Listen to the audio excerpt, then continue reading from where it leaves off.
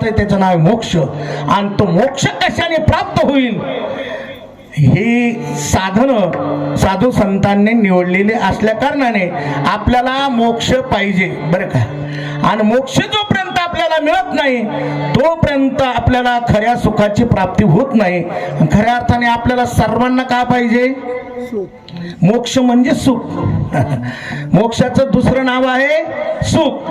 आणि ते सुख प्राप्त होण्यासाठी काय आडवा आलेलं आहे, काय काढावं लागेल, काय टाकावं लागेल, काय करावं लागेल, काय त्या ठिकाणी कशाची गरज आहे हे साधू संतांनी आपल्याला उपलब्ध करून ठेवलेलं आहे. विठ्ठल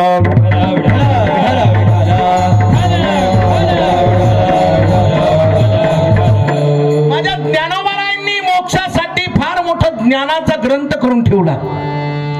मी तुम्हाला नेमकं सांगतो, ज्ञानाविना मोक्ष नाही हा सिद्धांत. मोक्ष जर पाहिजे असेल तर ज्ञान पाहिजे. आणि ते ज्ञान कोणतं पाहिजे? ज्ञानाचे प्रकार आहेत. ज्ञानातल्या ज्ञानी वेगळा, अज्ञानातला ज्ञानी वेगळा. आणि परत पुन्हा खरंच ज्ञानी जे खरं ज्ञान कशाला म्हणतात ते ज्ञान पैगा बरवे जरी मनी आठी आणावे तरी संताया भजावे सर्व सुसी. म्हणून संताजवळ जे ज्ञान आहेत ते ज्ञान, त्या ज्ञानानेच आपल्याला मोक्ष मिळू शकतो. अन्यथा मोक्ष मिळत नाही. आणि प्रत्येकाला गरज आहे सुखाची मोक्षाची. विठ्ठल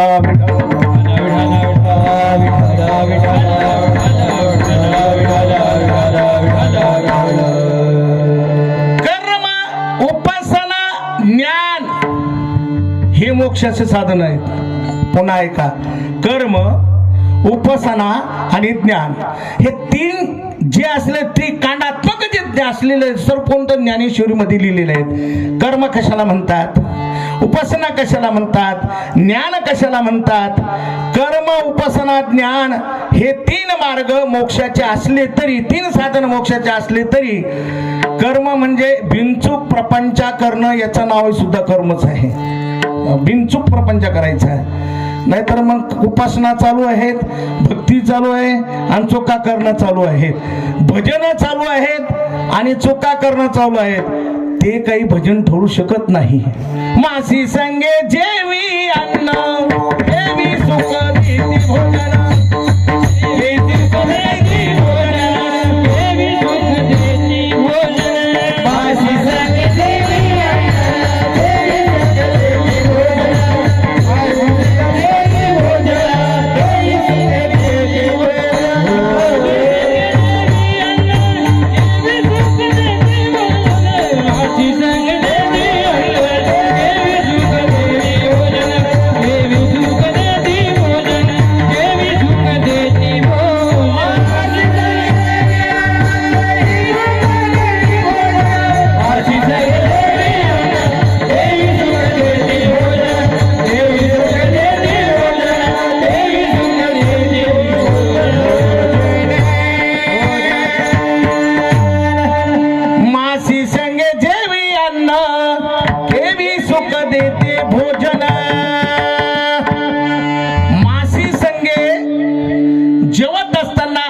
माशी जेवणात जर पडली तर ते जेवण पचन होत नाही.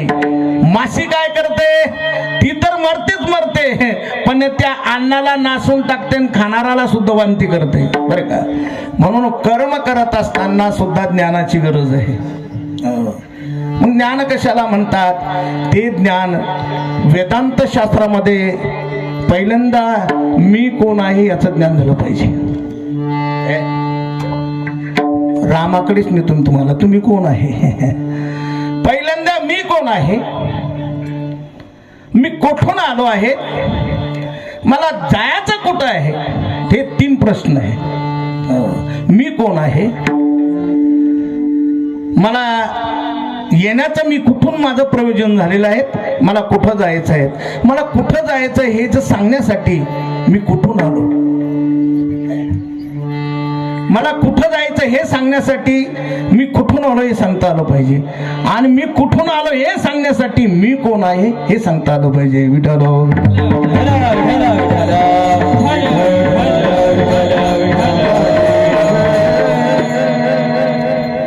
खरं तर या सृष्टीच्या अगोदर तुम्ही विचार जर केला तर फक्त सर्व ब्रह्मस्वरूप आपण आहोत. आताही सुद्धा एके दिवशी चंद्र सूर्य धरती आकाश गेल्याच्या नंतर बाकी तत्व ब्रह्म उरते.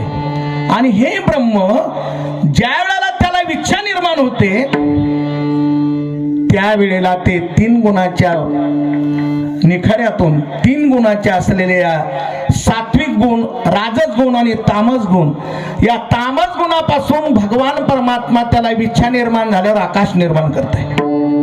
कुठून आलोत आपण? आपण ब्रह्म आहे. पण ब्रह्माला इच्छा निर्माण झाली, ब्रह्माला इच्छा निर्माण झाली, तेथे विच्छा ही कुमारी झाली. मग ते कामाच्या तारुण्य आली आणि तेथे द्वेषीची मांडली वऱ्हाडी. काय म्हणतात ज्ञानोबा आहे, विच्छा परमात्म्याला निर्माण झाली. विच्छा नावाची मुलगी तरुण्यात आली, तारुण्यात, आणि तिच्या बरोबर लग्न लागलं. कोण नवरदेव आहे? द्वेष. द्वेष नावाचा मुलगा आणि विच्छा नावाची कुमारी मुलगी, दोघांचं लग्न लागलं. आणि दोघांच्या लग्न लागल्याच्या नंतर त्यांना मुलगा झाला, साबराव पाटील. त्याचं नाव मोह. त्या मोहामुळे मी कोणही सांगता येत नाही. विठाला विठाला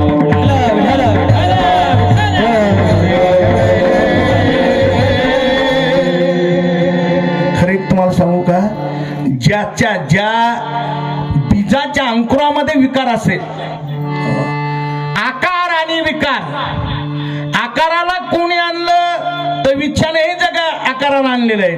त्याला एक प्रमाणे बघा, पहिले कोठेच नव्हते काही,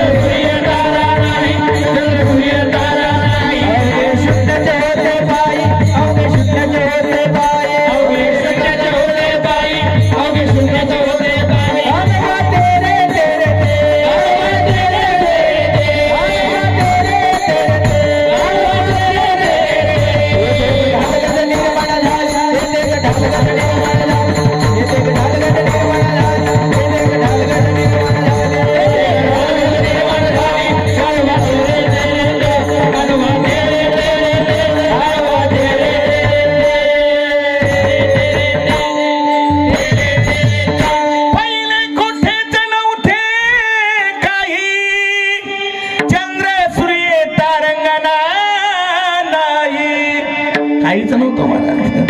चंद्र नाही, सूर्य नाही, तारांगणा नाही, अवघे शून्यच होते पाही कानोबा.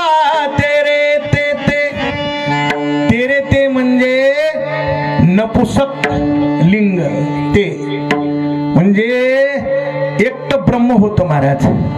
आणि म्हणून त्या ब्रह्माला इच्छा निर्माण झाली. तिलाच अनादी अंबिका म्हणता येईल, तिलाच आदी माया म्हणता येईल. अनादी निर्गुण प्रगटली भवानी, अनादी निर्गुण प्रगटली भवानी. महिषासुर मर्दना लागली, महिषासुर मर्दना लागली. बाबाजी कराव्या झाडे, बाबाजी कराव्या झाडे. भक्तांनी रूपावशी निर्वाणी,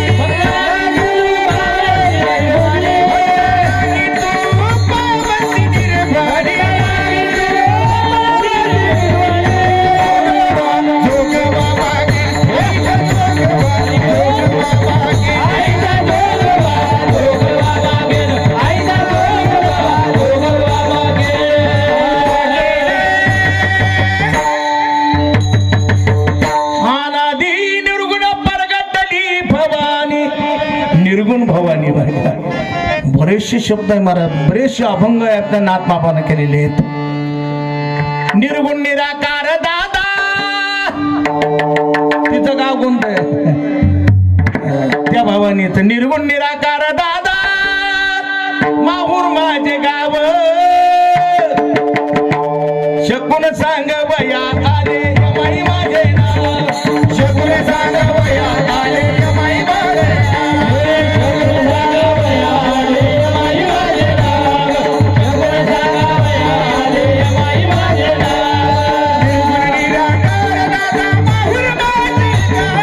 निर्गुण निराकार दादा, माहूर माझे गाव.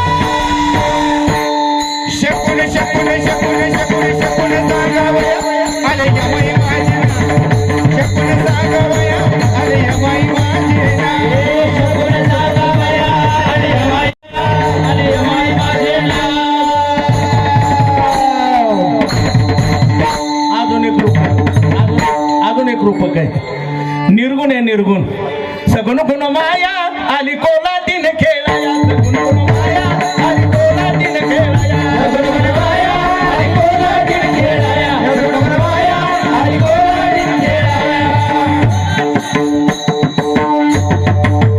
आणि ती माया हो कानोबा तेरे तेरे ते पुढे ती माया ते एक डालगच निर्माण झाली तिने पाय एवढी हो ही ख्याती हे जगत तिनेच केलेलं आहे तिने पाय एवढी ख्याती केली अमरपुरास म्हणे इंद्राधिकास म्हणे बावली अमरपुर तिची घरकुली तिने बापाची दादल्या केला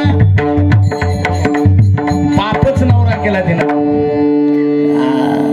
बापाची दादल्या केला कोण वाईट म्हणे तिच्या बाला अवघे तिच्या बोलाने चाला बर तो बाप दादल्या केला भरत गुरुजी पण त्यांच्या दोघाचा संबंधच नाही असं नाथ बाबा म्हणतात तो तिसी शिवला नाही वांज गर्भीन झाली पायी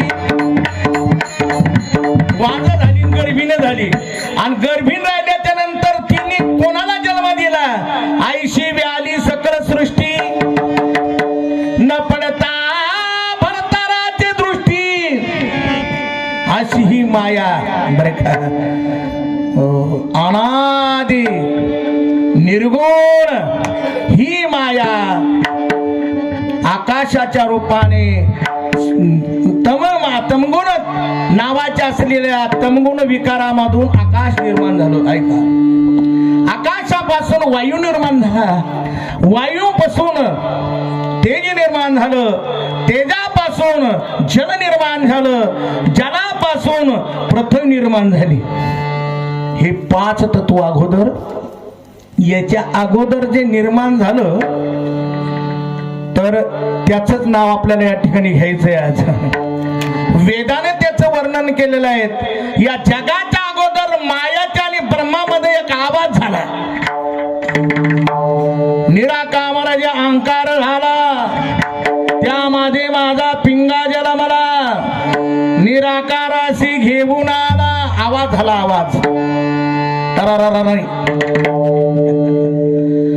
जो आवाज झाला तो आवाज मात्र ज्या ब्रह्मदेवाला भगवान विष्णूच्या नाभी कल्मातून ब्रह्मदेव जन्माला आला जन्माला आल्याच्या नंतर त्याने चारी दिशाला पाहिलं त्याला काहीच समजायला तयार नाही चार मुंडके त्याला तयार झालेत काहीच समजायला तयार नाही पण ज्या वेळेला दोन दैत्य त्या विष्णूच्या कानाच्या मळापासून तयार झाले ब्रह्मदेवाला त्रास देऊ लागले मग ब्रह्मदेव कासाई झाला आणि कासाई झाल्याच्या नंतर तो म्हणू लागला मला कोणी निर्माण केलं